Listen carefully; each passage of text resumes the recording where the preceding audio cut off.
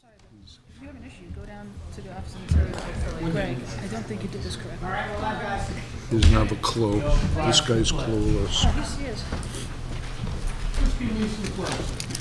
Pledge allegiance to the flag of the United States of America and to the republic for which it stands, one nation, under God, indivisible, with liberty and justice for all. Moment of silence for the men and women of the armed forces, our first responders, our veterans, those fighting the good fight in Ukraine, and those suffering from military conflict in the Middle East. Thank you. Katie, can you lead us in the creed, please? Certainly. The America's Creed by William Tyler Page. I believe in the United States of America as a government of the people, by the people, for the people, whose just powers are derived from the consent of the governed, a democracy in a republic, a sovereign nation of many sovereign states, a perfect union, one and inseparable, established upon those principles of freedom, equality, justice, and humanity, for which American patriots sacrificed their lives and fortunes. I therefore believe it is my duty to my country to love it, to support its Constitution, to obey its laws, to respect its flag, and to defend it against all enemies. Thank you. Paul?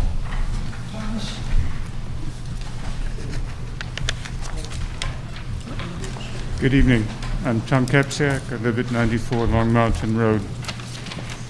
At the last town council meeting, the mayor reviewed a number of housing pieces of legislation that are being considered by our state representatives. The issues raised by these proposals deserve a considered response from the town, probably most usefully in collaboration with nearby communities, all of whom have similar interests about developing housing in their respective communities in a sustainable way. I suggest that the town council sponsor a community-wide conversation to educate residents with the proposals and to come to an agreement on how to respond to them. The format of both the town council meetings and the public hearings that are called for public comment don't offer the opportunity for conversation between the council and the members of the public, and that is, I think, critical. I will leave it to those with more experience than I have with structuring such a meeting to confirm how best to have such a conversation.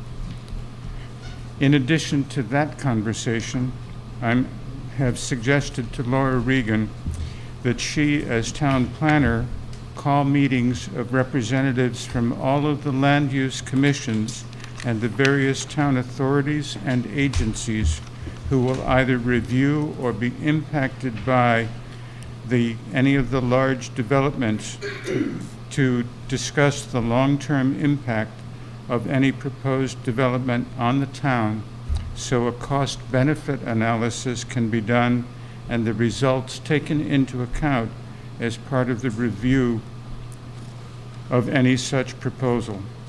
I am concerned that currently each proposal for development appears to receive only a separate, very siloed review for compliance with each commission's or department's regulations without taking into account the long-term impact on the town as a whole.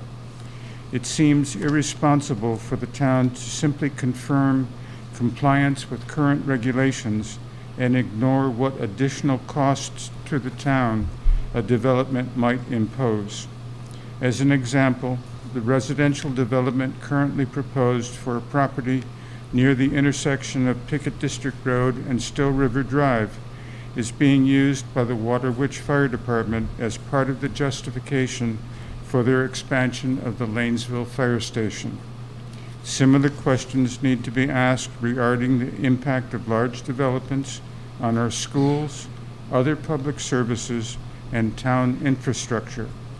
One issue to be confirmed would be the extent to which a developer can be required to contribute to the cost of any needed expansions or improvements that the development would require. I am not going to pretend that these issues can be addressed quickly. but I think that the town will be better off by coming to grips with them as soon as possible. Thank you. Ms. Hendrick? Ms. Hendrick? Just state your name and address when you get to the podium, please. Yes, it's Elizabeth Hendrick, and I live at 82 Second Hill Road in New Milford.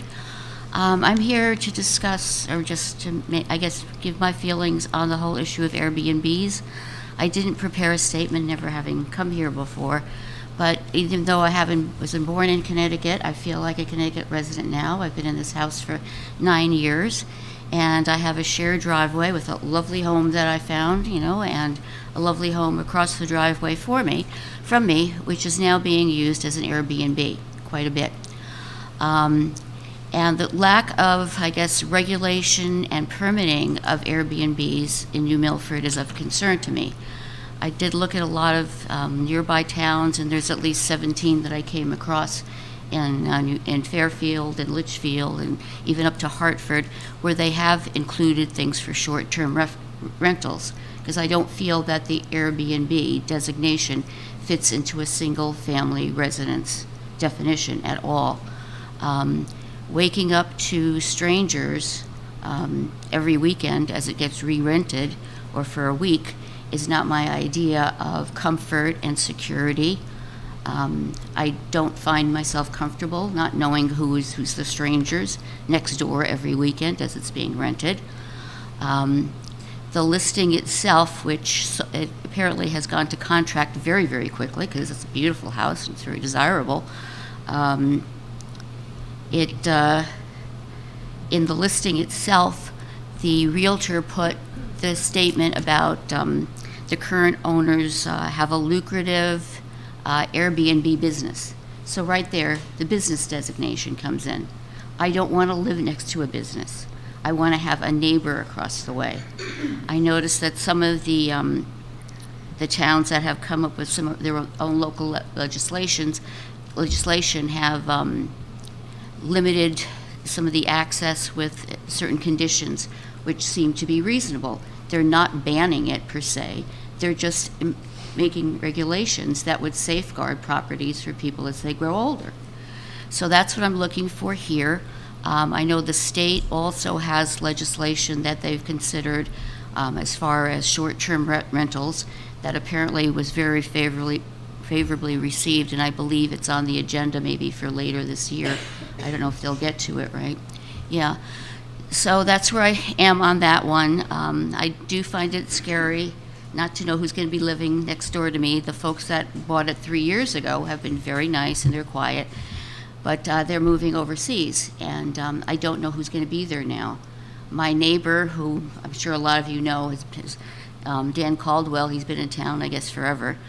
He actually went to the open house because they only had one open house, and they went to contract. That was it. Boom. So Dan went there, and he said to me that all there was discussion about Airbnb inside with all the people that came to visit that house. This is not what I would like to see.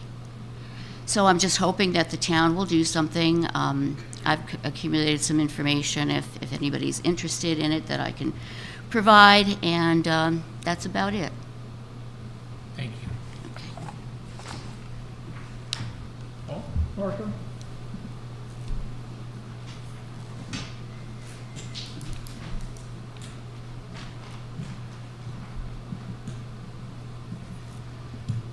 Hello, my name is Marco Lalve. I live at 200 Chestnut Land Road here in town. I'm relatively new to the town. Moved here 2018 in the before times, before all that. But more I'm here just as a statement how against I am, and I know a lot of my friends and a lot of people are against the possibility of the housing developments, or the 107 apartments that are being put in over on Pickett District. It seems completely irresponsible to put that many families and cars and everything on that road. I have people who live on that road currently who all of them were just like, well, I guess I'm moving out of town. I guess I'm leaving because there's nothing we can do about it. This is terrible for us. So I realized that I should probably come and say it more officially, I guess, if you guys don't entirely know. I know last time I was there at the zoning meeting, they also talked about building a new development with that many people and that many families without a sidewalk. They're trying to ask for that now, let alone everything I know that's going on with the whole water issue and everything. We're going to put 107 families right on the river, right as we're talking about all of this kind of things with, you know, forever chemicals and or whatever it might be at this point. So more, I'm just here to put more into the, I know it was talked about a little bit, but of just the absolute caution that needs to be put forward going on of just what this means for the community, what this means for the town, let alone there's, I mean, Brookfield has a whole bunch of things going in. We're putting in, I know, right next to the police station, we're putting in a whole bunch of stuff.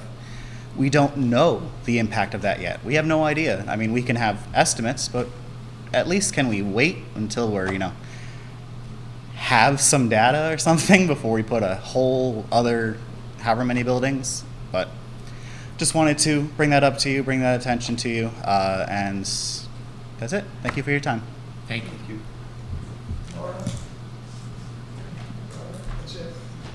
Thank you. Okay, Katie? Okay, items on the agenda. We'll start with, I'd like to motion to approve items 4A and B on the consent agenda, prior minutes and tax collector. Any discussion? All those in favor? Aye. Aye. Opposed? Any abstentions? Item 5, I'd like to move that we accept, allow the New Milford Youth Agency to accept a donation of a handmade dollhouse as a value of $300, and it's donated by Jill Lord to be used in the PK Club program. Second. Any discussion? All those in favor? Aye. Opposed? Any abstentions? Thank you. Item 6, I'd like to move that Parks and Recreation Department, that we approve their acceptance of the following donations for their 8-mile and 5K road races. $1,000 donation from Murphy Heating and Cooling, $500 from Mountain High Organics, and $250 from Casey Fuel, DBA Marandola Fuel. They're requesting that the monetary donations be deposited into the Recreation Revenue Account number 10450504479. Parks and Rec Commission would like to thank these donors for their generosity. Second. Any discussion? All those in favor? Aye. Opposed? Any abstentions? Item 7, we have the Maria and the Student Student Advisory Board. Come on up. Is Maria here? Oh, there she is.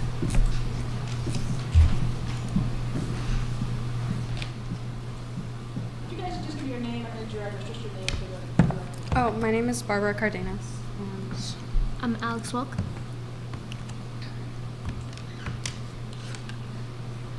Good evening, all. I am here to talk to you about my experience at the United Nations Youth Forum from last Tuesday with the New Milford Youth Agency. The event was a magnificent and truly opening experience. I'd like to begin by thanking Alessandro and the Silo for inviting us to such an amazing event and an opportunity to experience it all. The day was packed with important people from all around the world and important topics in our modern world. Aside from the significant amount of knowledge and countless individuals spoke about, what stood out to me the most was the manners these ideas were said. There was clear language barriers throughout the room, but that did not stop every single person from understanding the passion behind everything that was said. The president of the UN herself spoke Spanish to everyone and announced other people in Spanish as well. There was another speaker on the panel, Pelais Pular, who spoke English to begin with, but then switched to Spanish because, and I quote, "I feel more comfortable speaking in my native language." There was another panelist representing Haiti who spoke solely in French. She answered all her questions beautifully and pronounced her ideas in the way that makes her most comfortable. On top of that, there was a diverse number of leaders. With a special thanks to Alessandro, we got to meet the youngest ambassador who there ever was, of 22 years old. Daniel del Valle Blanco is ambassador of the International Youth Organization to the United Nations. He is from Spain and told us a lot about his background, the lower class he grew up in and all above, how he persevered in learning English in order to make it as far as he is today. He was truly an inspiration to me and our youth leaders. He spoke with us for a while, and the most important lesson we learned was, in his words, "You are never too young to change the world." Furthermore, for more inclusivity, the chamber where these ideas emerged contained a huge screen with a zoom-in video of the speaker. There were also subtitles translating to English that followed along with the speaker. The right side of the screen contained an American Sign Language interpreter who actively translated the words of the speaker into ASL. The diversity throughout the chamber was spectacular to witness, and everyone was very respectful to each other's ideas. This diversity is something we are going to represent with our multicultural fair in June.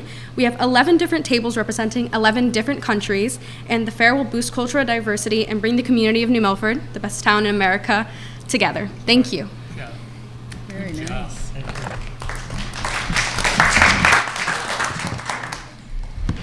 So, thank you for giving us the opportunity to speak. So this Wednesday, New Milford Youth Agency is bringing 9 students to attend the Youth Service Bureau at the Capitol.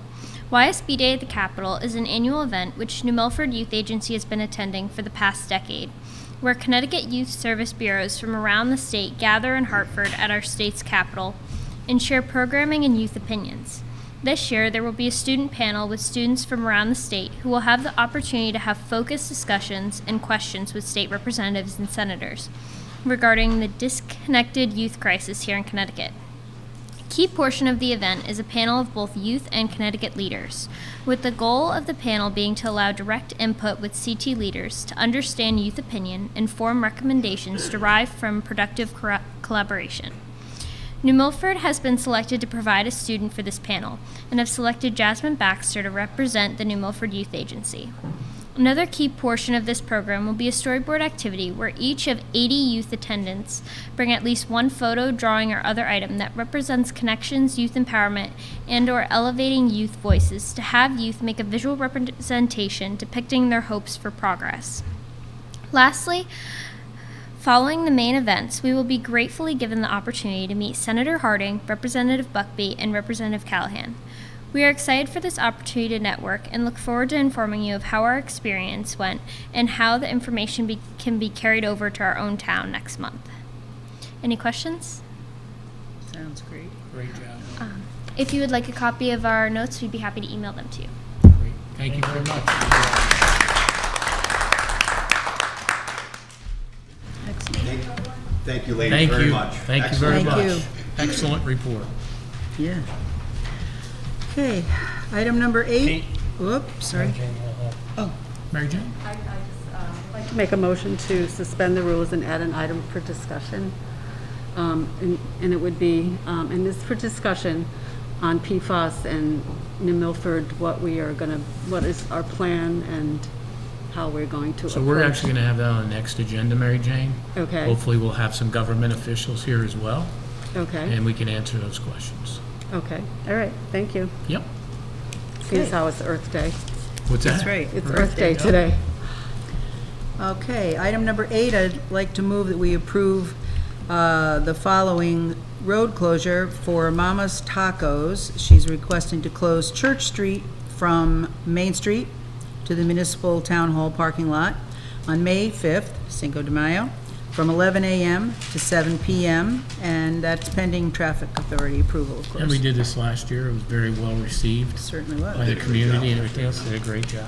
I second it. Thank And we you, have a Chris. motion and a second. Any discussion on the motion? All those in favor? Aye. Aye. Opposed? Any abstentions? Thank you. Mayor, your comments. Thank you. First, we have our wonderful 3 veterans here. An update is as they've come before us before, and we approve the use of the nip bottle redemptions. Each town gets their portion depending on the sales of nips. And 3 veterans have been out on our roadsides, have been clearing the roads. This past weekend, for an example, they were at Dodd Road, 0.34 miles. They got 5 pounds of garbage there, 47 nips and 4 redeemables. Pickett District Road, they did the 1.98 miles, 46 pounds of garbage, 172 nips, 23 redeemables. Still River Drive, they did 0.3 miles, 17 pounds of garbage, 54 nips, 8 redeemables. Then on today, they did Ridge Road, 7.38 miles, 27 pounds of garbage, 79 nips, 20 redeemables. Then on Litchfield Road, which is 0.95 miles, less than a mile, and they got 111 pounds of garbage, Oh, my gosh.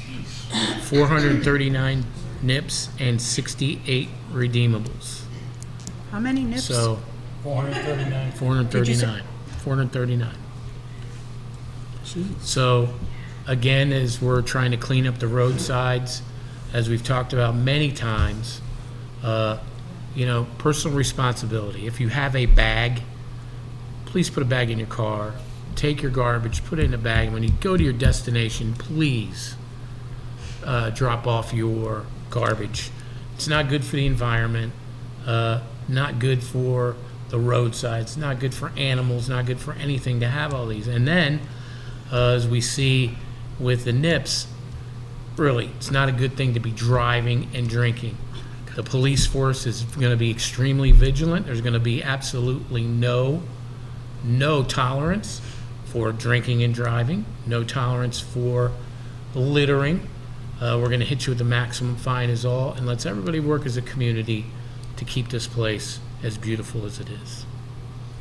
A couple of congratulations to the Milford gymnast Alexia Schmidt. She qualified for Level 10 Nationals, which will be held in May in Daytona Beach. So congratulations to Alexa.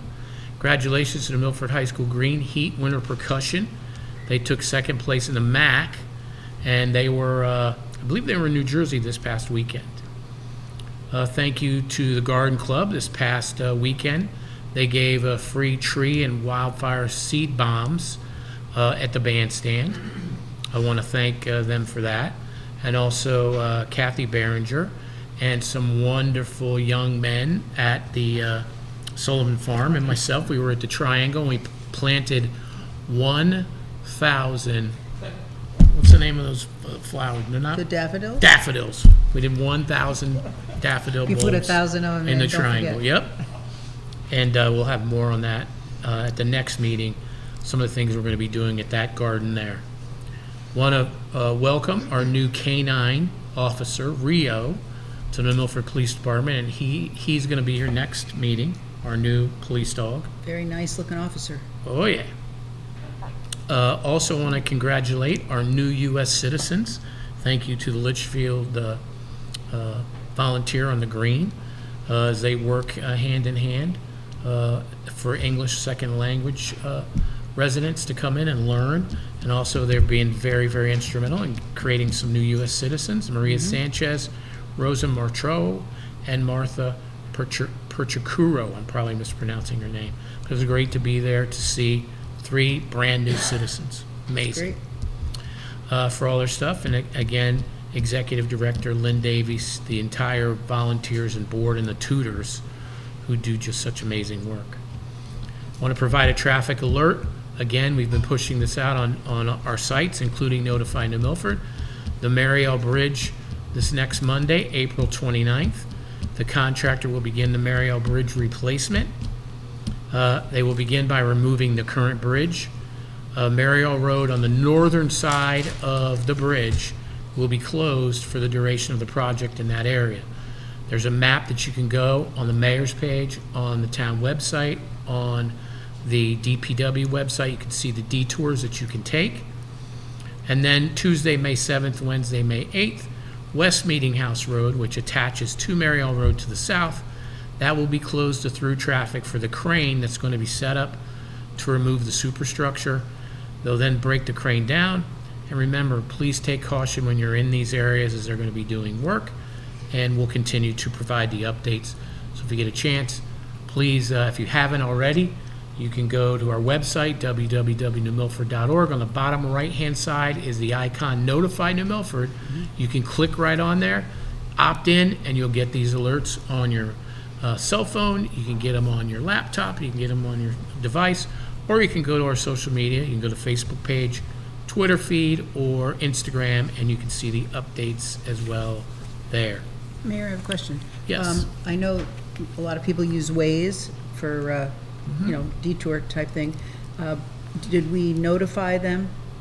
I know that I was told by another town that you can notify. I know we do notify ways, but it would be up to them as they are the Well, third yeah, I provider just want, to- okay, good. to decide whether or not they were going to add that Of in. course, I hope, yes. I hope that they do that. I do too. I also want to thank the New Milford Police Chief Ceruto and the men and women of the New Milford Police Department, as SafeWise ranked New Milford 5th safest town in Connecticut, and that's up from number 7 last year. New Milford Police Department stats on motor vehicles, as we've been keeping an eye on that, especially with the accidents that have been happening on Route 7, and really our enforcement and what we're looking to do to try and drive down some of that as we're waiting for the traffic audit to come back from Connecticut DOT.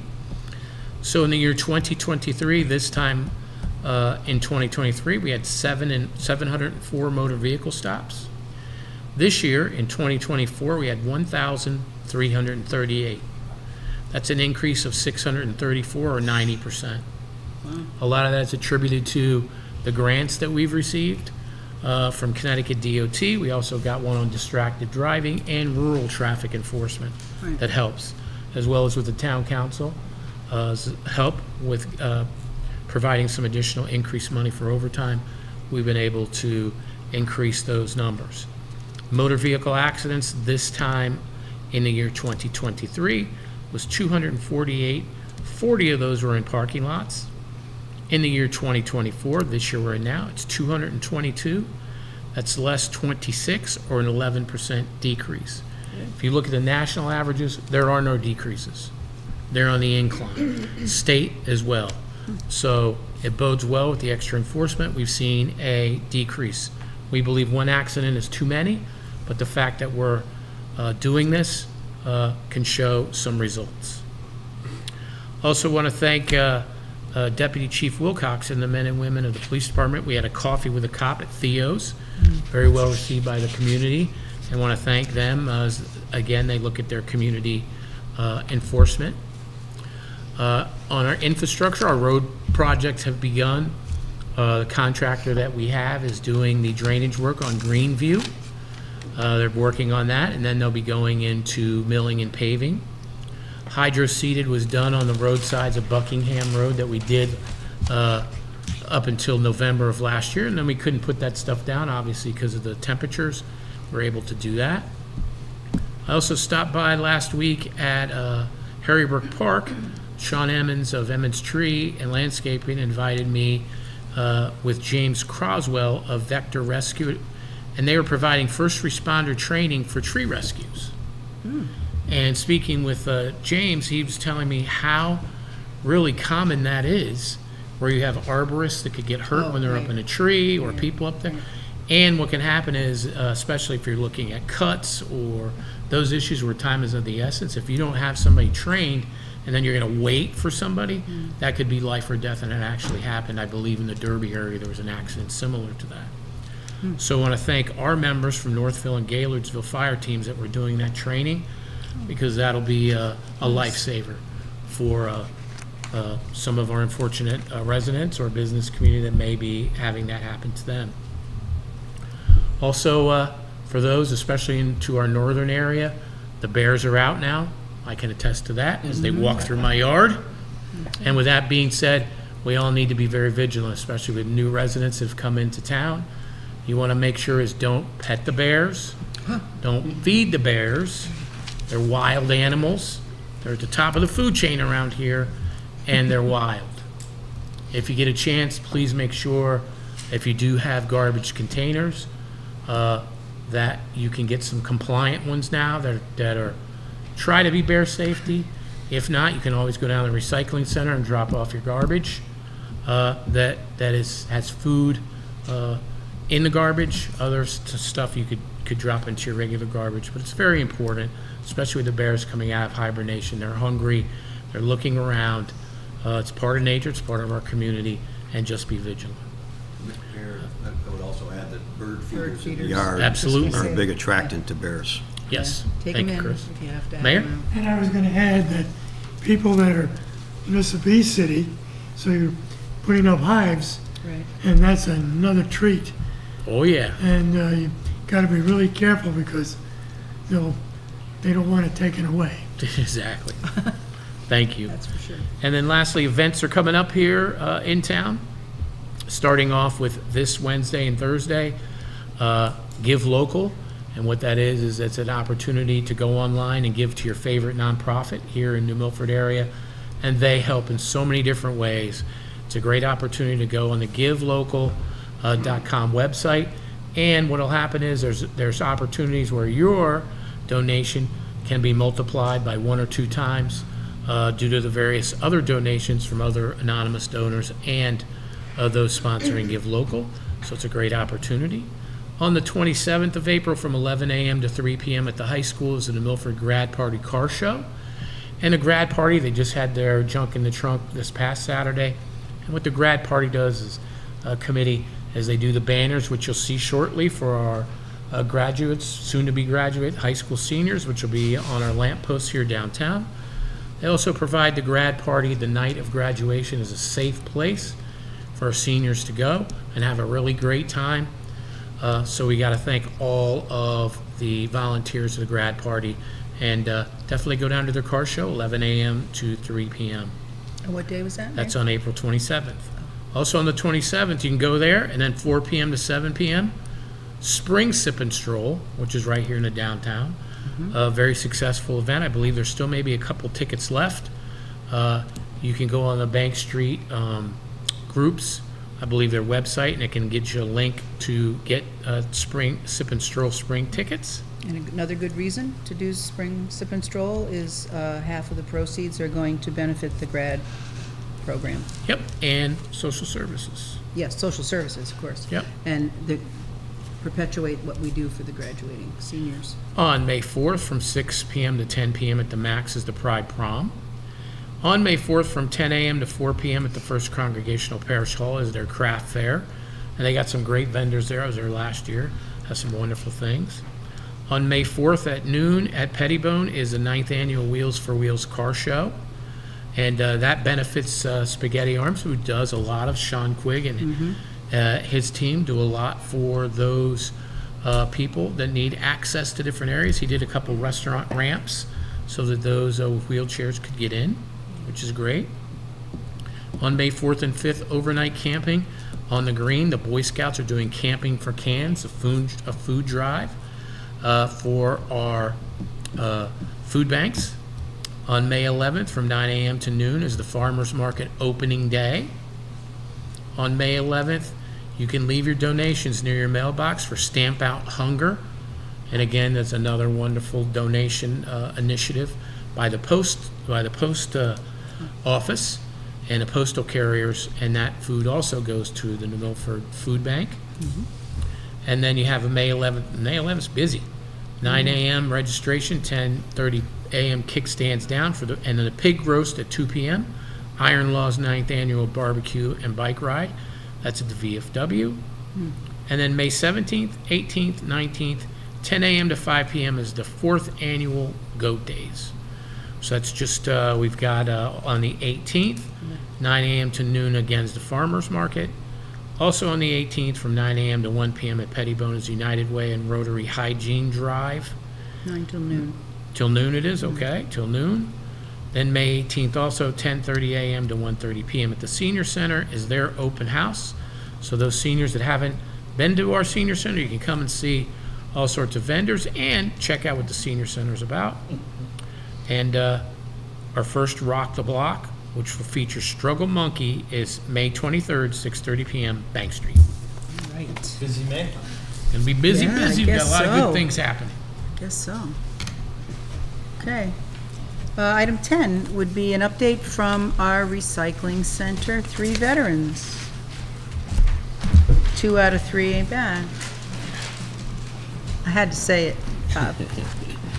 Good evening. As the mayor pointed out, the few that we did past couple days and the amount of the stuff that we picked up, we started this back up again in about the middle of March to do the roadside cleanup. Since then, we've done 37.39 miles. We've picked up 1,111 pounds of garbage. May sound like a lot, but that's down 70% from last year. So the roadside garbage itself is down significantly. We think it'll increase a little bit over summertime, but we're very pleased with that number, obviously. Our NIPS, we've picked up a total of 3,680 so far. And that amounts to 98.4 per mile. That continues to be a problem. Our NIPS and our garbage last year were pretty much neck and neck, about 100 pounds and 100 NIPS per mile. Again, the trash is down, but the NIPS, unfortunately, are not.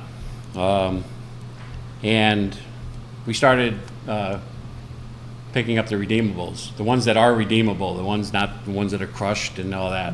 And so far, we've picked up 245 of them, which averages about 6 per mile. That's people just throwing their cans out. I'll be honest with you, Mariel Road is probably the worst. We have one person that throws out Mountain Dew cans with a straw in them. Pink straw. Pink straw. I picked those up in trash bags Bob, last the year. returning deposit, it's 10 cents now, correct? Correct. Ah. So that's, yes, $24.50 so far. That's my people's bonus. No. So that's our update as far as that. The other reason we had asked to speak tonight is that we are very excited to announce that we have been granted a permit by the state of Connecticut thanks to Randy DeBella, thank you for the letter in support of us, to open a bottle and can redemption center at the recycling center. Great. A lot of our customers, we have about 4,200 customers at the recycling center, stickered customers. And when the deposit went up to 10 cents, like 100%, the only people I know got 100% increase is people who return their bottles. A lot of people go into the stores, go into Stop and Shop, go into Big Y, Aldi's, and Walgreens has a couple canned sodas, Walmart. But the lines were just ridiculous for people to try and bring back their bottles and cans. So at that point, we started looking into it to see what we may be able to do. So we got with the state. We're the only permitted redemption center in a municipal transfer station. The state is very happy about that. The other thing is that we're the only one west of Southbury and west and south of Southbury. Southbury has a hand sort one. Ours are going to have machines. The closest one with machines is in Bristol. So you got to travel 25 miles or so in order to take your cans back there. In addition to that, we will be able to take back anything. We can take back Stop and Shop stuff. We can take back Big Y stuff. So if you buy your water at both places, you don't have to go to 2 places to redeem them now. You can just bring them back to us.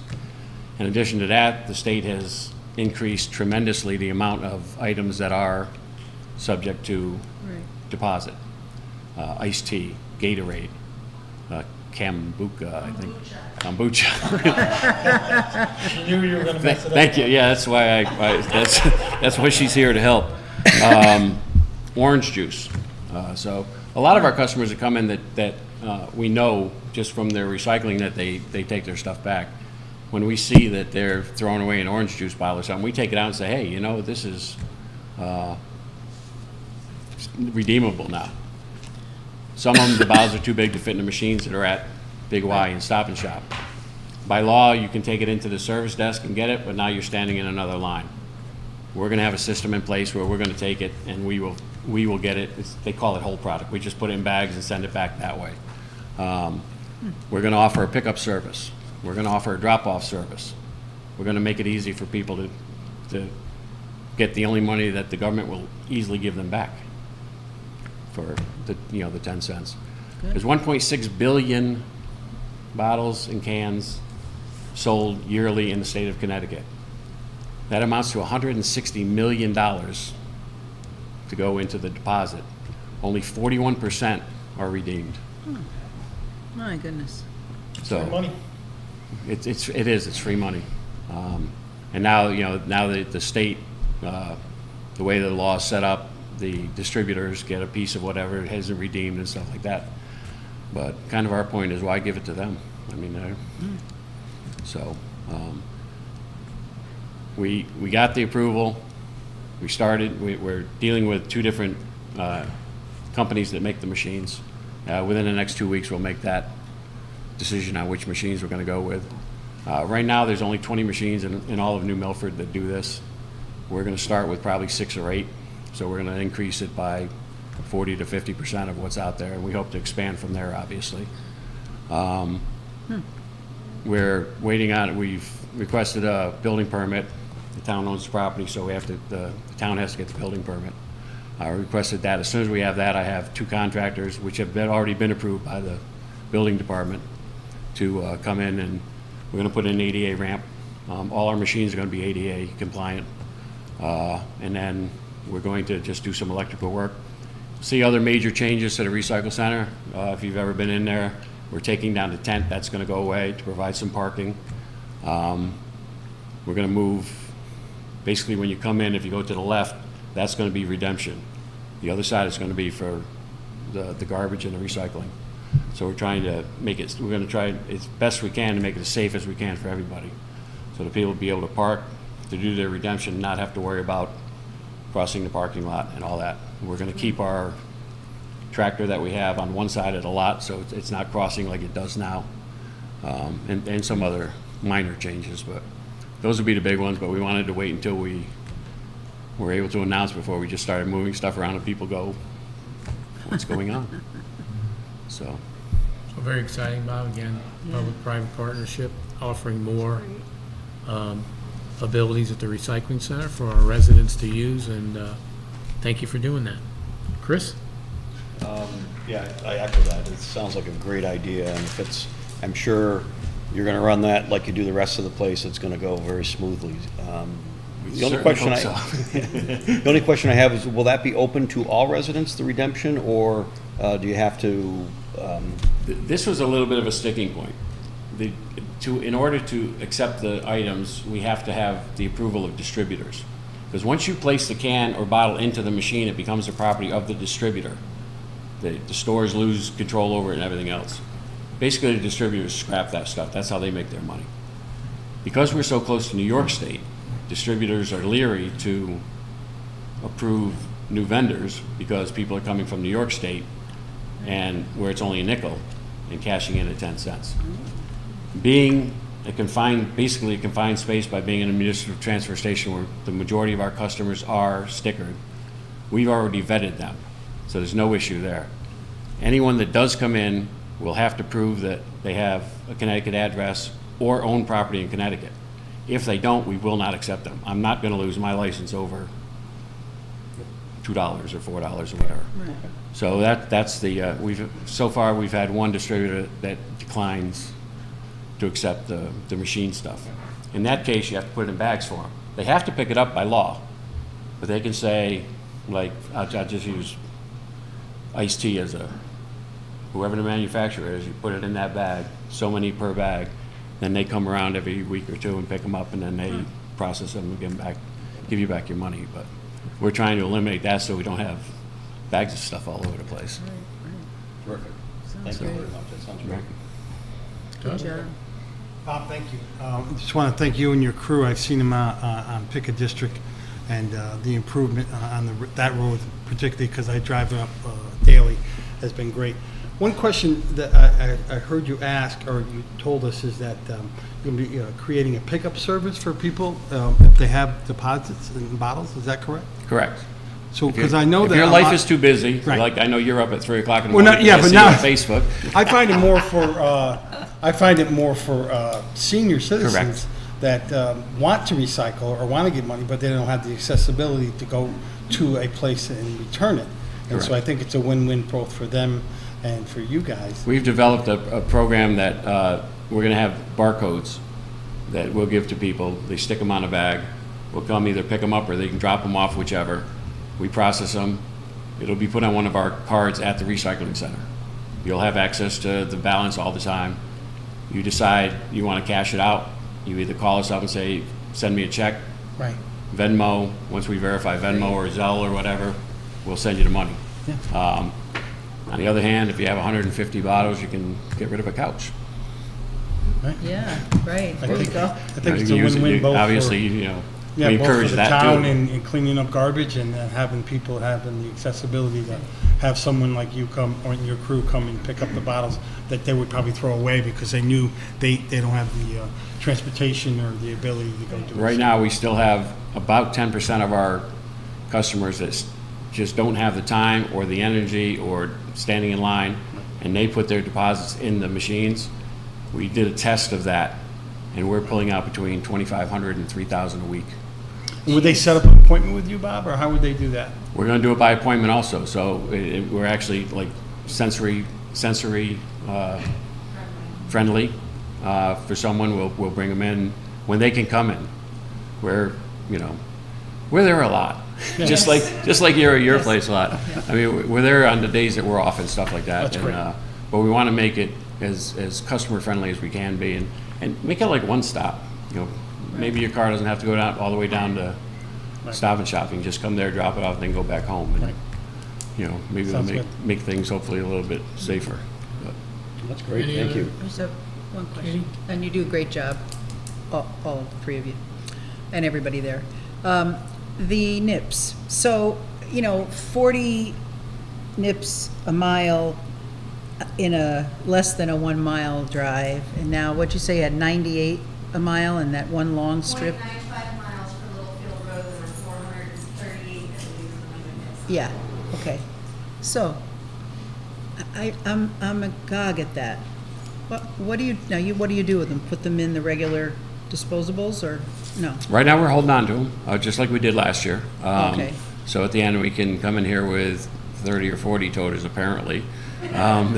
We're hoping not to, but we're storing them right now. You are still. And trying to figure out a way to use them as an educational tool to, hopefully, it's just, certain roads are terrible. Some roads, we have not found a road yet, and we've been on small roads, big roads. We haven't found a road yet that didn't have at least one nip on it. It's aside from just having the detritus everywhere, but it's kind of scary that there's that many people knocking back nips as they're driving down the road at whatever mile an hour. Yes. It's so habitual for people, you can predict. Think of your liver, people. Think of your liver. Yeah. Yeah. But the nips are so cheap, and they're, I guess. for whatever reason, they want to get a couple down before they get home or whatever. I don't know, but it's just, for us, it's scary. It is. I mean, the amount that we picked up on Littlefield today, David, who works for us, started Littlefield by himself. We did the whole 7 miles of Ridge Road, Linda and I, and he only did one side of Littlefield. So we were out there 4 hours doing Ridge Road, and he only got one side of Littlefield done. Jeez. That's how many. He actually had to. We never have to drop just nip bags because we put them in a separate bag. Right. We never have to drop separate bags. He dropped 2 of them on his way down to Littlefield today. Huh. It's yeah. Well, thank you. Okay. Let's say that. Any other questions for Bob? Thank you, Bob. Thank you. Appreciate it. Thank you. Thank you, Linda. Thank you. Thank you. Okay. Item number 11. I'd like to move the following appointments. 11A would be the Recycling Committee 2, temporary committee. 5 members, Catherine Francis, Jay Lewin, Frank Wargo, Charlie Juns, Barbara Wolf. Term of April 22nd, 2024 through October 21st, 2024. Second. Any discussion? All those in favor? Aye. Opposed? Any abstentions? Thank you. Item 11B, I'd like to move the following reappointment of Deborah Rose as our New Milford Poet Laureate. Obviously, you know who she is. Her term from April 22nd, 2024 through April 21st of 2026. Deb, we have a second. As we all know, Deb is our current poet laureate, doing a fantastic job. All those in favor? Aye. Opposed? Any abstentions? Thank you. Item 12, we'd like to have some discussion and possible action on how to remove the old small barn at Sullivan Farm. And we have Mr. Mankin here. Has he lived so? Yes, yes, he, We've approached 5 different businesses and individuals, hoping that someone would express an interest in paying for the lumber that's in the barn, and no one is interested at all. And While Mark- it's... And Mark? Yes. Sorry to interrupt, but for those watching and maybe some of the council members, which barn is it? It's not the big red barn. No. Oh, my goodness, no. It's the small at all. While there's some value in the lumber, the process of taking the thing down just negates the effort to do that. We'd like to take a separate tack. We'd like to offer the building to anybody who can comply with the regulations that both the town and the state have for demolition. We would aggressively advertise it, primarily on social media, which I understand has worked in the past for other barns Right. in the area. The alternative is we're gonna have to pay someone to take it down, which kills me. Mark? What is the wood? What type of wood? It's not a combination of some Chestnut? chestnut. Yeah. It's primarily hemlock. It is old. It's know. probably close to 200 years old. At least. As a last resort, as opposed to paying somebody, is it possible that the fire company could use it as a training exercise? Burn it? We've discussed that. I think it's too close to the big barn. Gotcha. To be able to do that. I don't think the power company would like it if you purposely set something on fire underneath the wires.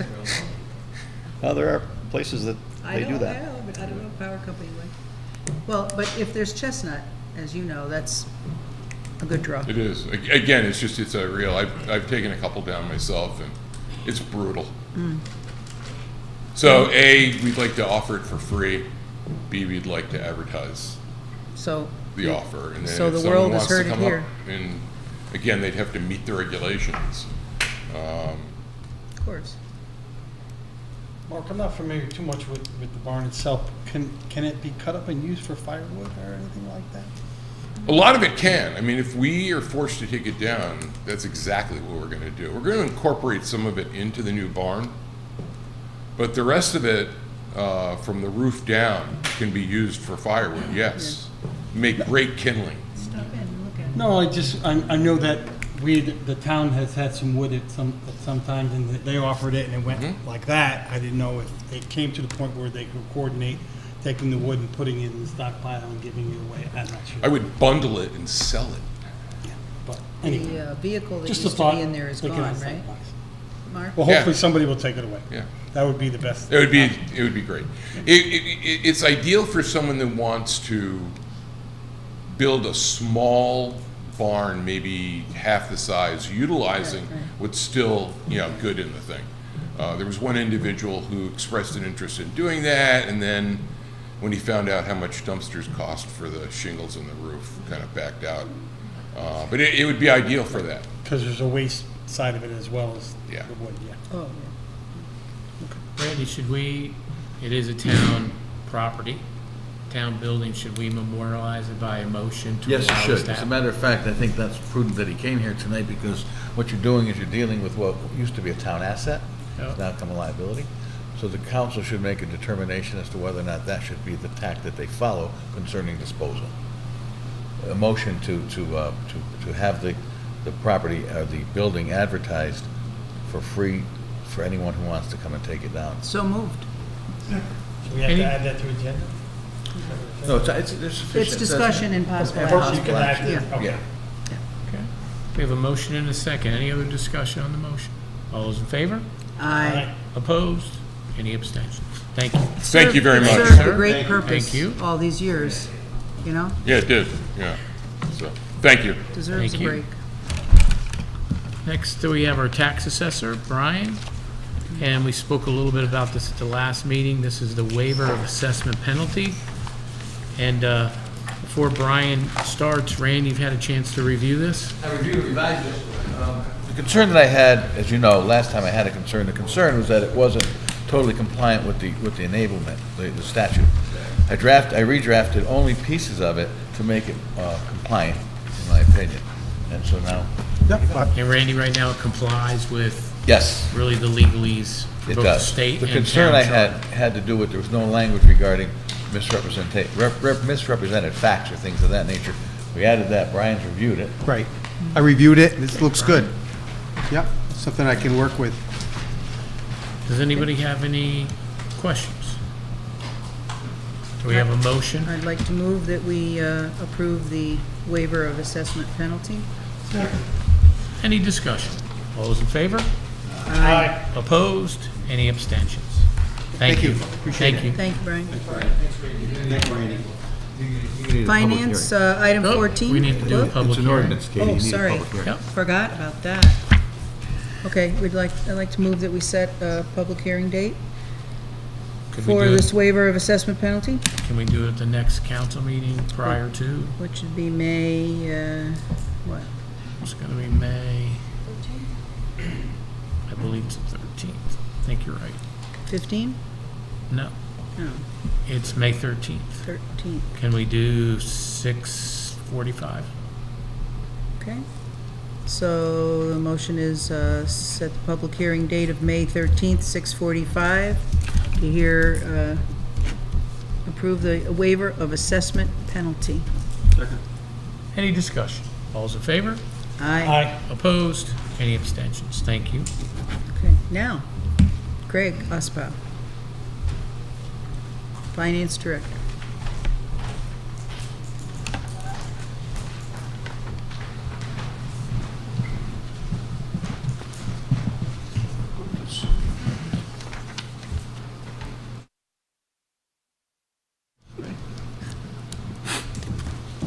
Absolutely.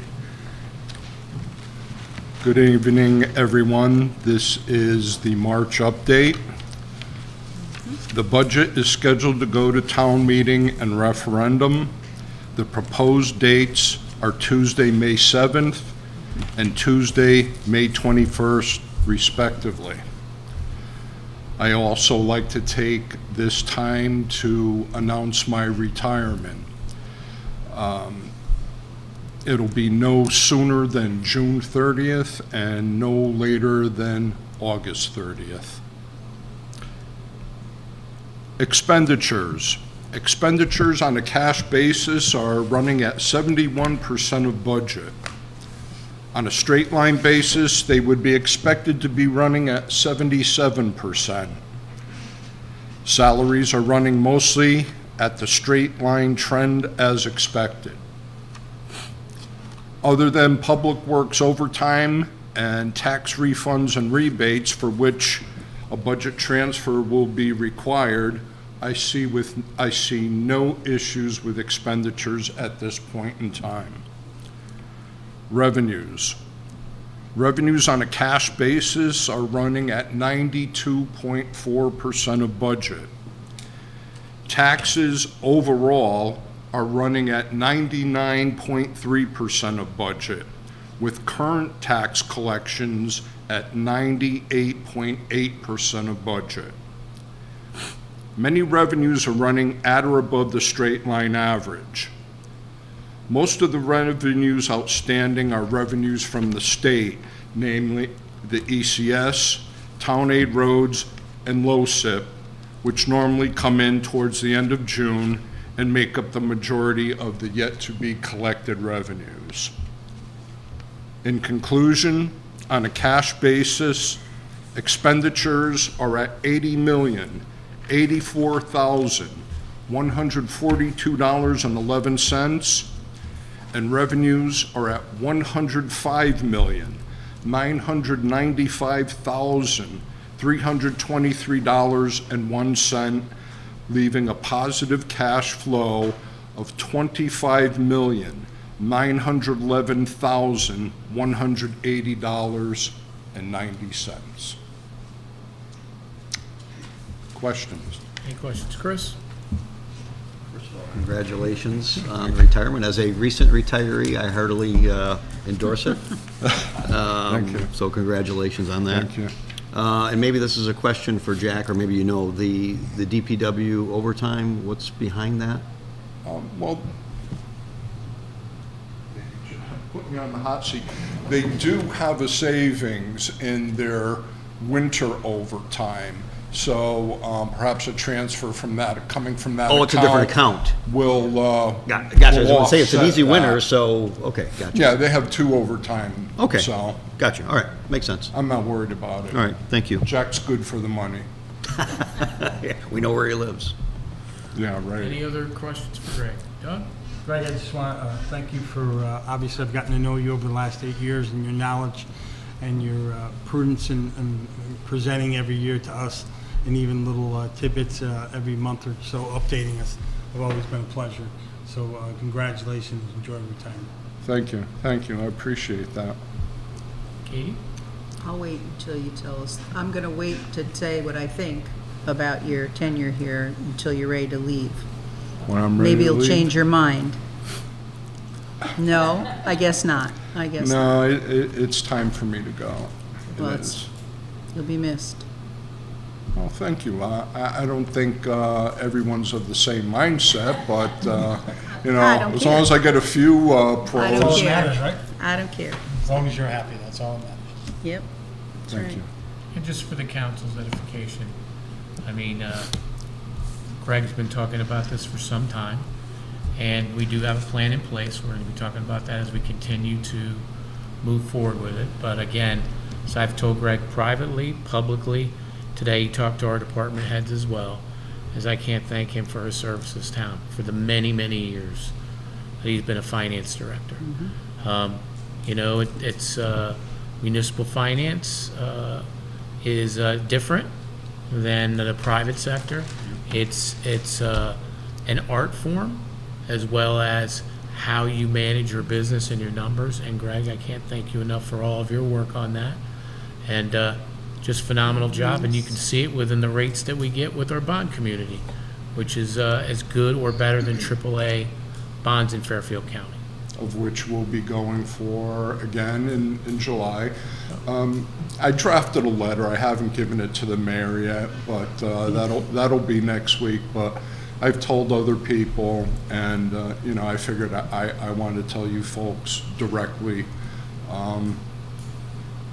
You know, there could be a future with me. You know, there's about $600 million in uncollected bottles out there. Maybe I can just some of that revenue. Right.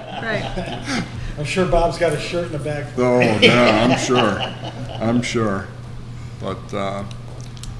But you know, I haven't any prepared statement. You know, a lot of it is said in my letter to the mayor. And, you know, I mentioned how New Milford faces challenges in the future. And the mayor and I have discussed them at length. And I mentioned the fact that I believe New Milford will face those challenges with courage and resolve. And they're real challenges. I won't be here to figure any of them out, but as the mayor said, if our plan works out, you'll be left in very good hands. We'll have a good successor. So we'll see. You know, there's plenty to keep me busy.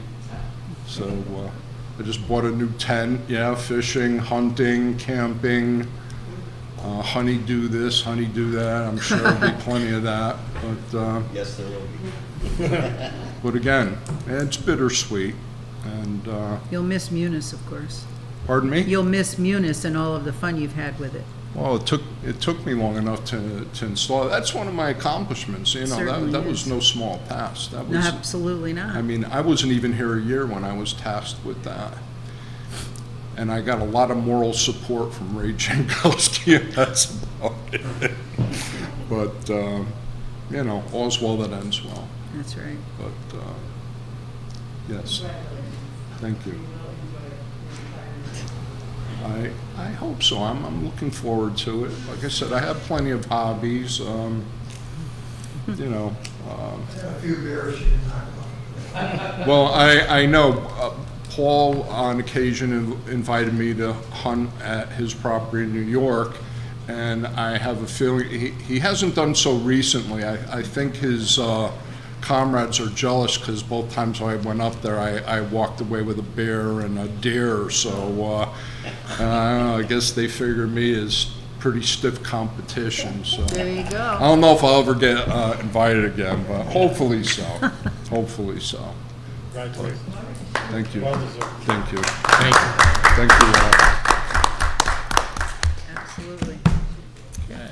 Now following that, Next is The- discussion of possible actions on the returning of ARPA funds. As you can see in your wait, Atta- no, Oh, I'm sorry. Public Works. Public Works. Right. Sorry, The, Jack. I was going to motion on the resolution. Yep.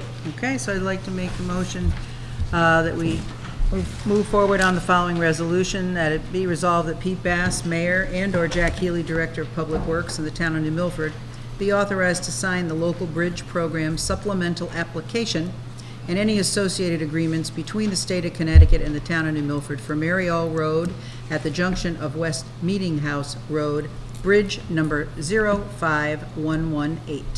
Second, Any discussion? Mayor? is this the bridge that's being, Yes. Mary Ellen Bridge. okay. Thank you. All those in favor? Aye. Opposed? Any abstentions? That was easy. You're not retiring, Jack, right? You're not gonna I'll go back on I'm going back on You're only vacation. one in a meeting. No. Okay, Thank you, Jack. Okay. so now item 16A, Mayor? Yes. Discussion of possible action on setting the date for the town's municipal and Board of Education town meeting, which is required by charter. The suggested date is Tuesday, May 7th, 2024. Second, Any, Did you move that? So moved? any other discussion? All those in favor? Aye. Opposed? Any abstentions? Thank you. Okay. Item 16, somehow we missed B, but we have C, discussion and possible action. I'd like to move that we accept the return of the ARPA funds from the American Legion. Mayor, you probably have. Yes. Yes. And Thank you, Chris. also, a question that I posed to town attorney is these funds were designated for wheelchairs, military veterans in need of medical equipment.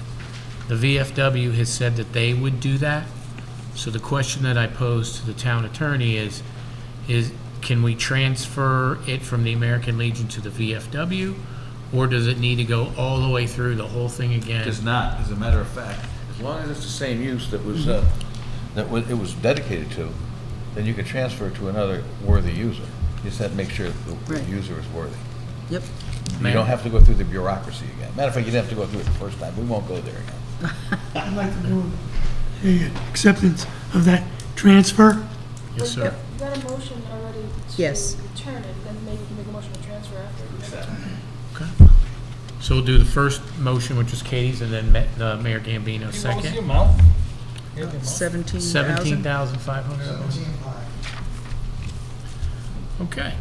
So Mr. McBride opposed to this? Wasn't there some discussion? as you can see, he signed this one. Yeah, I see that. He's been, was in the hospital, Mm-hmm. and he's recovering, so we wish him well. And the Post felt that, as some of, well, Paul, I'll let you talk about, because you're an American Legion member. The post on 377 Ken Road is going to be sold. So they have no place to put the equipment that they were going to buy. So Jeff has been ill. He's stepping down from the Legion as the commander, supposedly. And Jim Delancey from the VFW has asked to go ahead and use the funds to do the same thing, to buy wheelchairs and walkers and et cetera, hospital beds for veterans. So all we're doing is taking it from one veterans organization and putting it into another veterans organization. And the same people are going to receive the material. And right now, in town, we have nothing for the veterans. There's no wheelchairs, there's no walkers, there's no hospital beds. So it's dire right now. Going to be dissolved, or? So it's going to be dissolved after the building is sold? Well, as soon as he gets that 17.5, Jim's going to go ahead and start buying the stuff, because they do have room at the... No, his question is on the future of the Is the American Legion. Legion. Is that going to be? Already, right? Yeah, the charter for the Legion will stay, but what they'll do is they'll have meetings at the library, John Pettibone, Okay. here in the So town hall. still be involved locally, they just won't have? Right, we just won't have a hall. Okay. House anymore. So we have a motion and a So I just second. have one more question. Sure. Only because I just don't know the answer. Does the larger VFW provide any of these services to veterans? You know, do they provide wheelchairs? You know, if you go to the VFW hospital down in New Haven, would they? They would have asked for the money, but the American Legion asked for it first. And Yeah. that was what kind of. But I mean, wouldn't they supply to their veterans if they were, regardless of what town they're from? Are you talking wouldn't- about like a VFW at the national level Yeah, or yeah, something? at a yeah. higher Yeah, level? like the VFW hospital in New Haven, if you were a veteran, you needed a wheelchair, That's wouldn't they VA. make Oh, the VA, wouldn't they I'm not provide too that? sure that that's being I guess done that's what I right meant. now at a local level. Most of the stuff is being It would just seem purchased like by if the you local went, VAs. if you went to the VA VFW hospital and and you American needed, Legion. a wheelchair or a Don't get me hospital started bed, on the they, VA. I can just. so I don't know. I can tell you, I Mary just- Jane, yeah, I don't that I've had a couple calls, one about 6 months ago, from a woman whose husband has been going to the VA, and now he's home, and needed a wheelchair, and It's a disgusting. they gave him, way they VA gave treats him their veterans. ideas on where to go to find one, to buy one, but Plus having, I think, a local place in New Right. Milford that Right. local veterans can use, I think is Yeah, I better. think it's fine, I don't have a problem with it, I'm just surprised that the VA doesn't, The VA is Also, when we, not not done very well providing- to a veteran. also when the Legion went ahead and asked for the 17,005, it was under the understanding that not only would the veteran be able to use the equipment, but his immediate family, wife, children, what have you. So they extended that for immediate family of the veteran. And in that case, the VA wouldn't do that Well, anyway. right, yeah, I can see So, that. But I would think to the veteran that they would provide those services. It's our first motion is to accept the Right. funds back from the American Legion. And we have a motion and a second. Any Yes. discussion? All those in favor? Aye. Opposed? Then we have a motion to transfer, Mayor Gambino made the motion to transfer the funds to now the VFW to provide the same service, which is medical supplies for our veterans in the New Milford community. Second. And we have a second. Any further conversation? I just have one question. Katie? And this be for Randy, I guess. I know that you can't, Randy, I know that it's okay to transfer something for the same use. Do we need to do any particular paperwork for the No. ARPA people? Nope? No, you do Just not. as long as we. it's in your report that it's used for that purpose, then it Okay. doesn't matter what entity Okay, delivers thank you. the service. So we have a motion and a second. All those in favor? Aye. Opposed? Any abstentions? Thank you. Great. Item 16D, I'd like to move that we adopt the annual fair housing resolution, which And- you all have. And we have a second. Thank you, Chris. And this is something that we do every single year. Again, and speaking to our grant writer, Victoria, we have to have this exactly as it is. So you can't make any changes to it. Again, we do this every year. We have a motion and a second. Any other discussion? All those in favor? Aye. Opposed? Any abstentions? Thank you. Item 16E, discussion on Airbnb regulations. And I'd asked Attorney DeBella, I've had a few of our residents, we have one here tonight as well, that have expressed interest in quality of life on their properties versus an abutting neighbor, which could be a short-term rental, and quality of life. So I'd asked Attorney DeBella to kind of review this and to start the process for discussion for us as a community, town council representative of these short-term rentals and their effect on the neighborhood and the community, and what we could do to maybe help, make it a better experience for everyone. Randy? Yes, the mayor asked me to do some reconnaissance and background on this, and I can tell you, first off, this community is not alone in this problem. That last, I did some research vis-a-vis Connecticut. 26 towns or cities have adopted some sort of regulation, including outright bans, on Airbnb rentals. Usually less than 30 days, 30 days or less. The issue that comes up continually has to do with the fact that these are residences that are being used for commercial purposes, which, as you stated, was very accurate. However, the concerns that have been expressed and I've seen in the legislative histories had to do with the constitutional issues, such as the ability to contract with individuals, not to be interfered with by government, and the Commerce Clause. I don't think the Commerce Clause is a serious concern because it doesn't involve interstate commerce, although it doesn't involve interstate travel.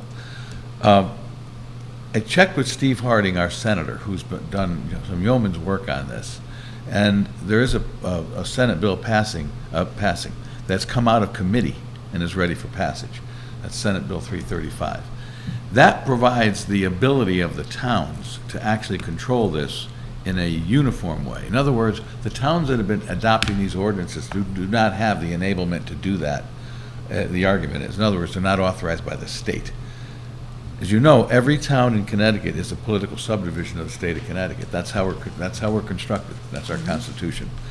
So generally, unless you're authorized to do something either under the Home Rule Act or under your charter, then you have to be authorized by statute. Statute does not authorize the specific control of short-term rentals. I disagree with that analysis. And the reason I disagree with that analysis is because although there's a movement in Hartford to limit local zoning and to make it a central utopian-type zoning situation, the fact is that I believe under the police power, the constitutional police power, the towns have the ability to control this by ordinance. Some of my colleagues agree with that. Some of them wrote ordinances even though they don't agree with that, because that's what the town wanted. In the new legislation, Senator Harding pointed out that there's going to be an ability, because the concern I had has to do with the cost to the town in roads, in police, in fire protection, and things of that nature. Towns will have the ability to impose an impact tax if this legislation goes the way it's expected to go. May not. They may not do that because they might want to save the taxation power to the state. But in any event, don't know that that's going to happen. But the fact is that came out of committee on April 19th, last week. So it's got came out favorably. So there should be, that should pass. The recommendation that I have is in flux at this point, and the reason for it is I'm wondering, and I'm doing this in not in a I wonder why or contemplation way, but I'm wondering legally whether or not it might be better enforced if you have a zoning issue. In other words, that they're not allowed in residential zones, that you can do that in a commercial zone. Don't know whether or not that's viable, don't know whether the zoning commission's amenable to doing that. I will tell you, I would believe, and I haven't spoken with the chief of police, although I spoke with another chief, another police chief on this, they do not relish enforcing these. Right. And if it's a zoning issue, they're not going to enforce zoning. Right. They will enforce an ordinance if they have to, and if the prosecutor, this is not this town, by the way, if a prosecutor agrees that they will prosecute, then they will enforce. But police officers, as this chief told me, don't like to enforce people throwing cigarette butts, and they don't like to enforce people who are parking too many cars. That it's an issue. So my recommendation is going to probably be to do a hybrid. I don't make this yet because I'm not sure it's the right way to go, but an ordinance concerning the scheduling of these rentals with inspections, as the mayor suggested, as long as we get the building official or health official to agree they can do that, because we can't order them to do anything that the state doesn't require them to do, and a fee, an application fee. That's not in the new legislation, but if they gave us the legislation to do this, then might as well try it and let a court say we can't do it. So I think that's probably going to probably be the way that I come down as to a recommendation as to enforcement. But right now, based upon my review of everything that I have reviewed, which is an extensive amount of towns that have tried this, I'm thinking that we might want to do a hybrid, a zoning regulation, if they will so do it, that limits, and an ordinance that the police are on board with, and the inspectors are on board with, as the mayor suggested. The mayor's suggestion was, in our discussion, a permit. I don't think there's a problem with that. An application fee, parking issues that have to be defined by either zoning or by statute, safety issues, and what about denying them in a residential zone? In other words, maybe a multifamily zone, but be okay, but not a strict single-family residential zone. Those are issues that we could discuss and I could outline once we have everybody on board, because I don't want to write an ordinance and then hell say, I'm not enforcing that. Or the police say, we're not enforcing that. You go enforce it.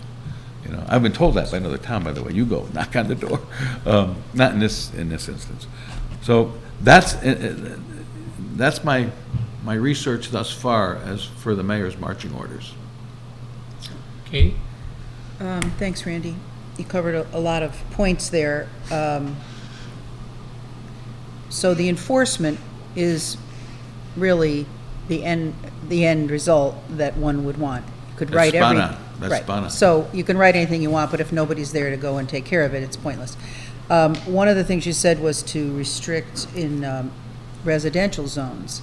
Most all Airbnbs, except in urban areas, are in residential zones because that's, you know, people are renting out either their garage apartment or the back mother-in-law apartment or their own home, as this was brought to us tonight. So I'm just curious to know, let's just back up a minute.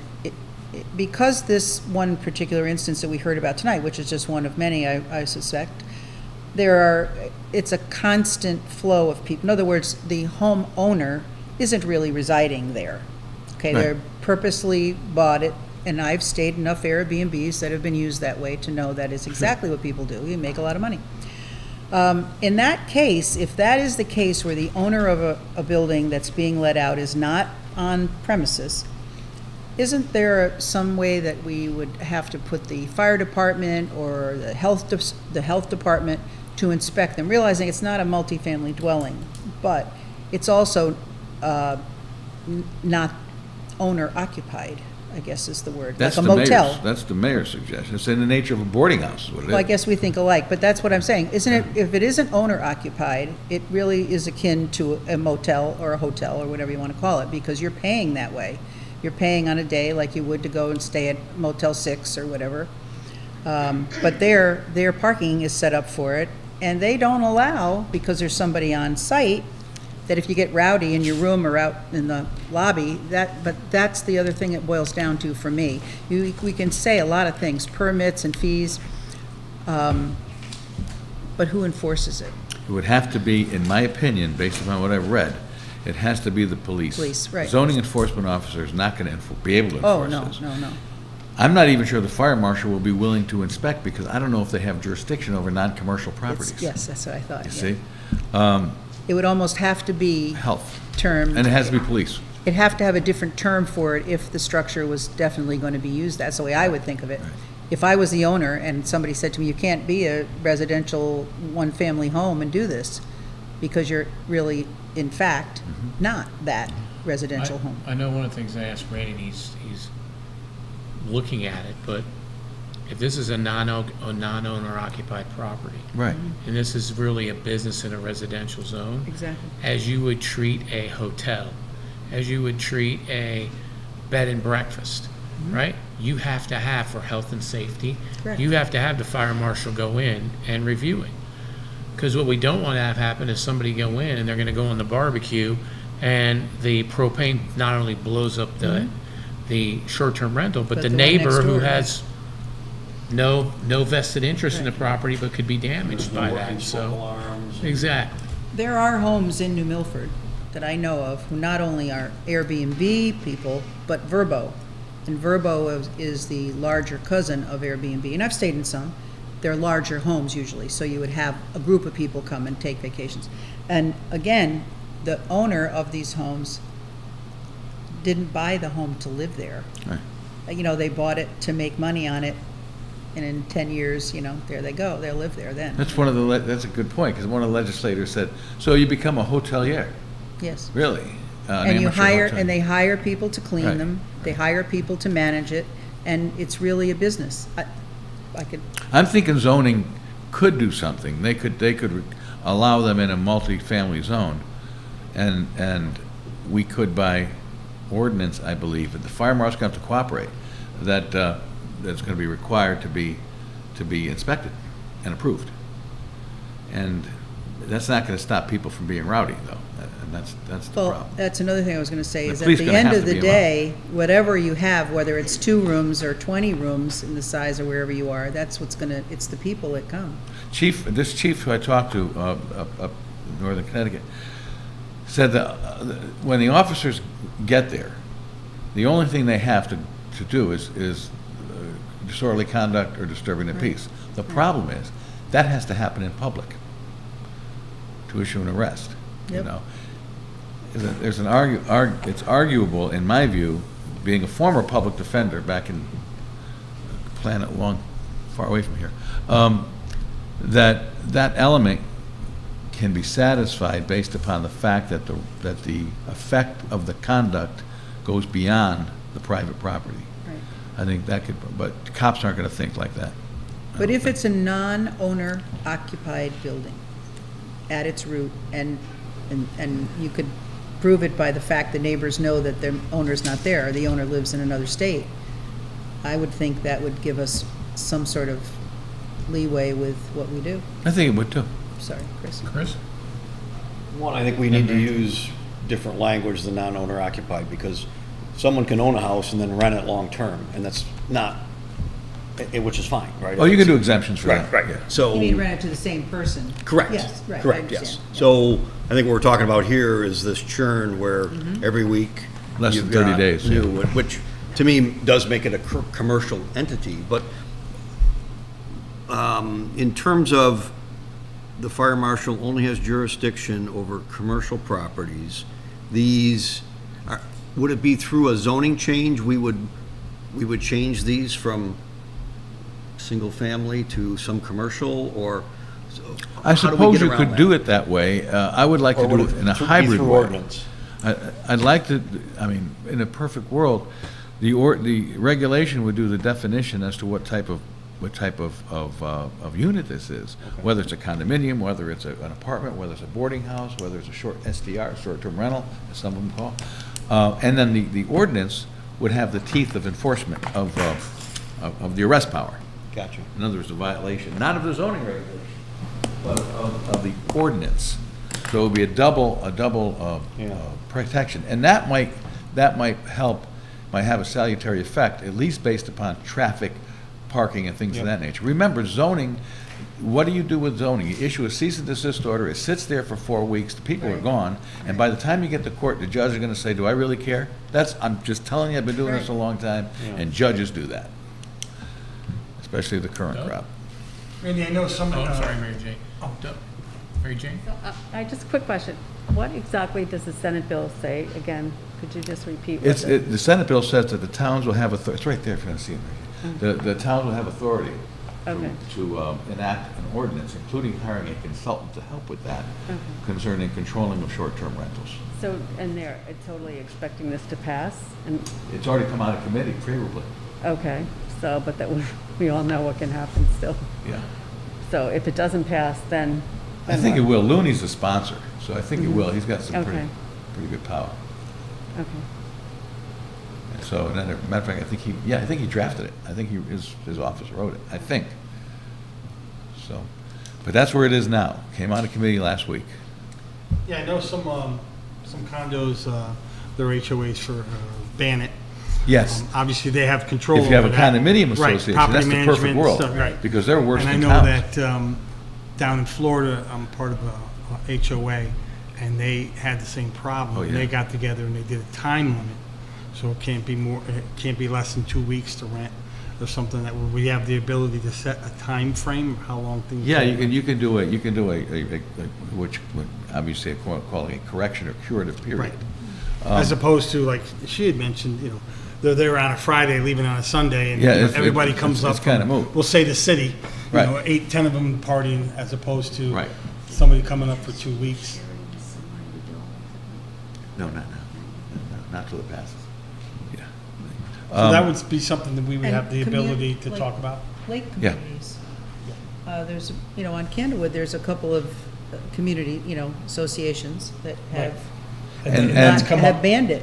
Yeah, they banned And you made a good point, because when you take a look at just the general history of injunctions in these cases, towns are treated very shabbily by courts. Condominium associations are not. They seem to take them the courts seem to take them much more seriously.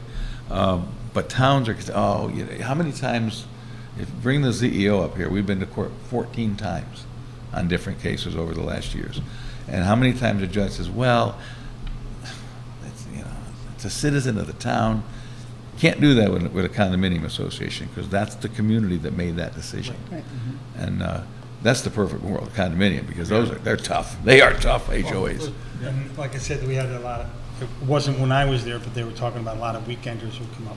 And so they voted, they had a town meeting to do a 14-day minimum. Right. And this way, the flow would not be as fluent. Like she said, you know, she doesn't know who there is going to be there the next Friday night. Right. With whether 8, 10 people. There's one in Litchfield, I'm gonna tell you something. I would hate to be a weekender going to that condominium association. I mean, there's pitchforks and torches. I mean, they are tough. Yeah. It's way up in Litchfield. But in any event, that's the research we've done so far. There is a summary of the act right now, but I'm not confident with that.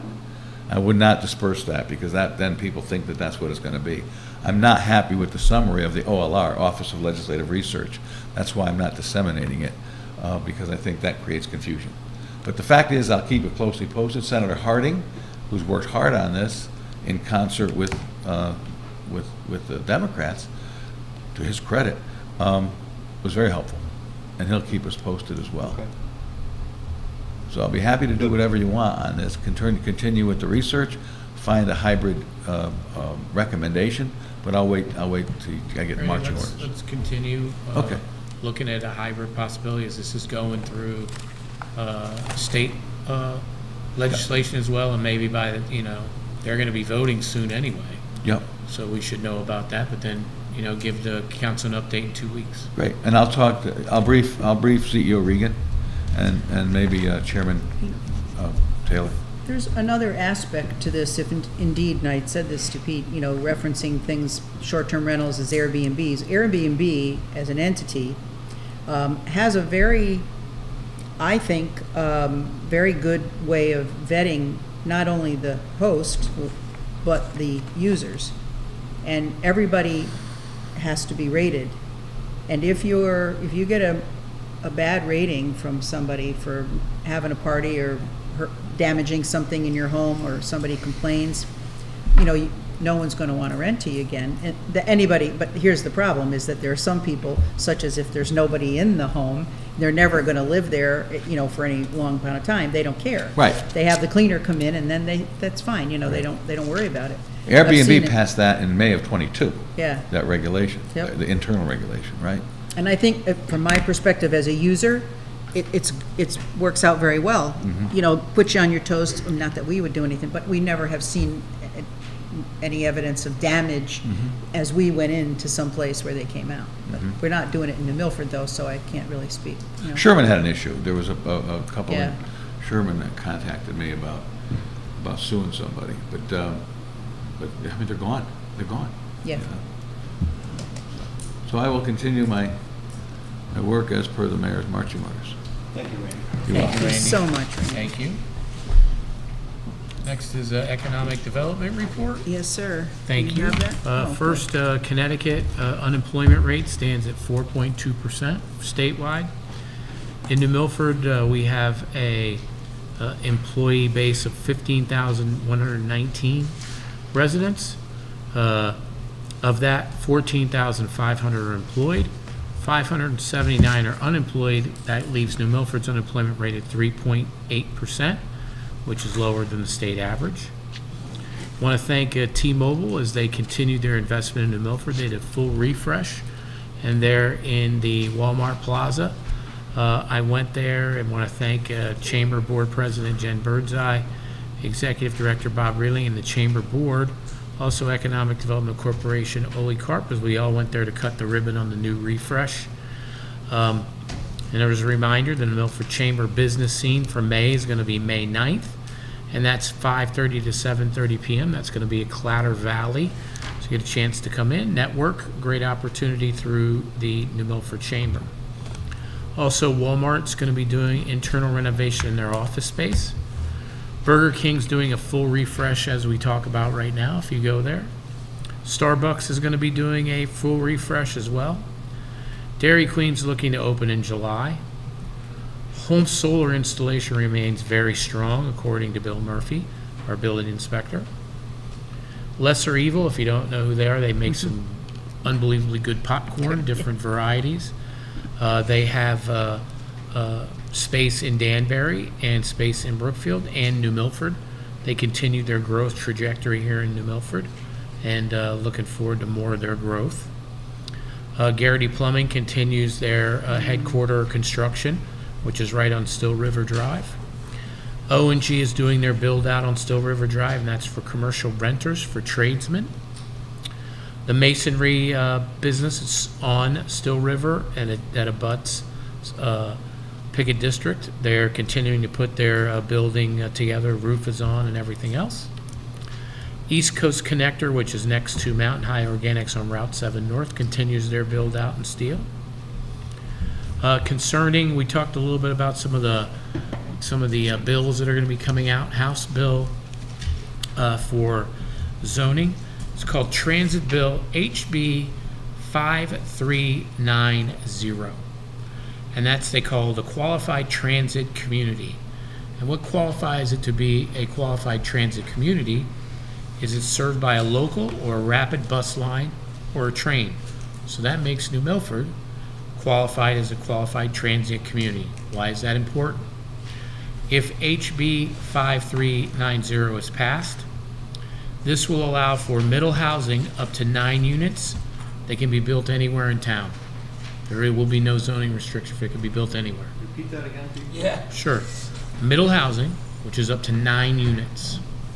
So you can have a 9-unit structure, multifamily, can be built anywhere in town.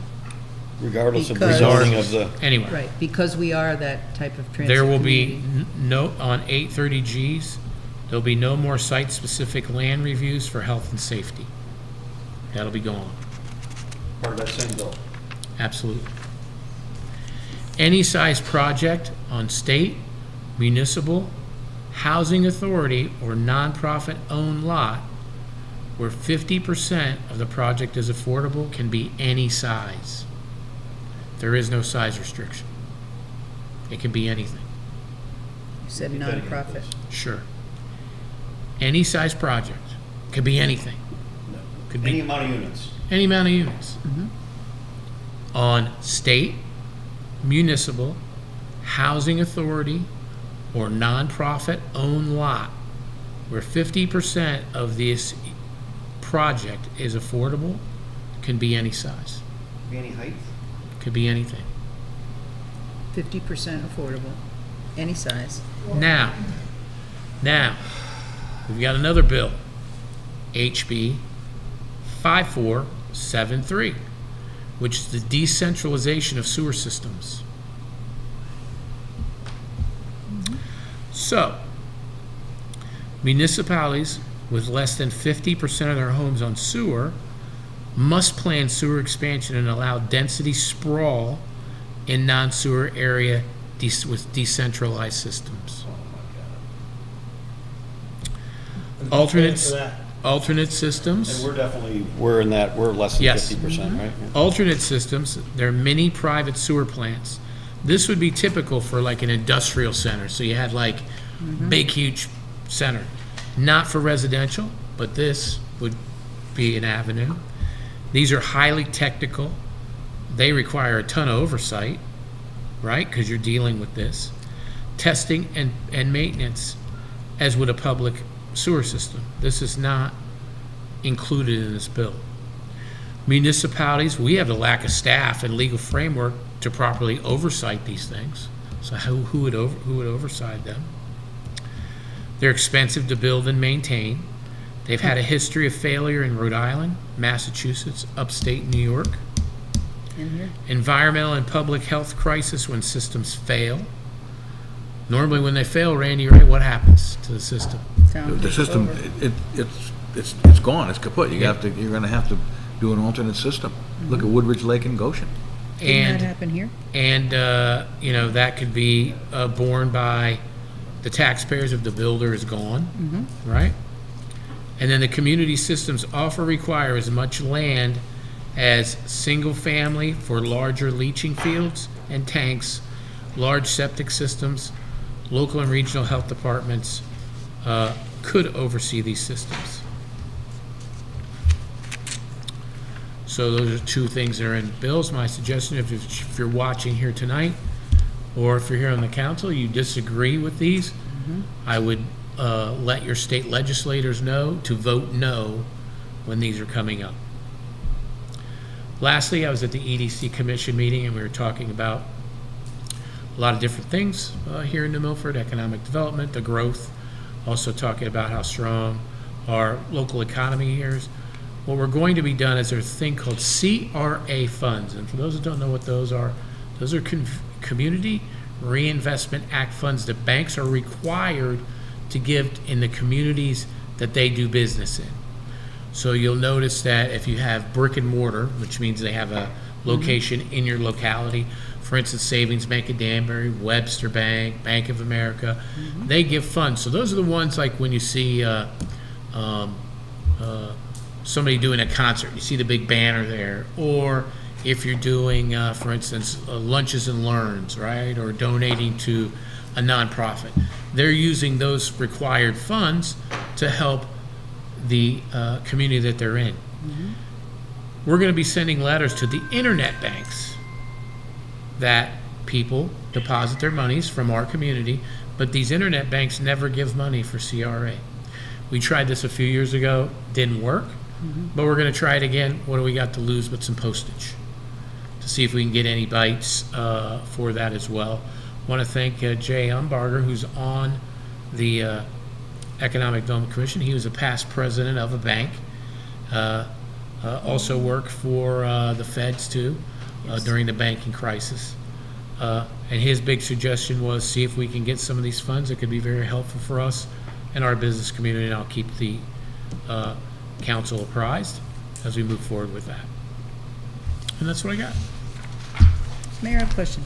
Didn't we have, quite a few years ago, a development of houses that had their own private septic system? And it failed? I think Willow Springs. Was that it? And it failed? And just so everybody knows, what happened after it failed? Who took care of it? They're on the, I believe they're on They the hooked sewer up? now. They hooked up? Yeah, we took care of it, town-wise, yeah, yeah. And we did deny someone who wanted to use a system like that, as they were gonna build an over 55 community, and it was denied because of the fact that the failure rate is so high. That was up on the top of the mountain. So just keep an So eye let's out. call Again, our legislators. Again, these are some of the bills that are coming before for votes, so. Any other discussion tonight? Motion to adjourn? Second. And second. All those in favor? Aye. Opposed? Thank you, everybody. Thank you, everybody, for watching as well tonight, and those in the audience. What was the number of the second one?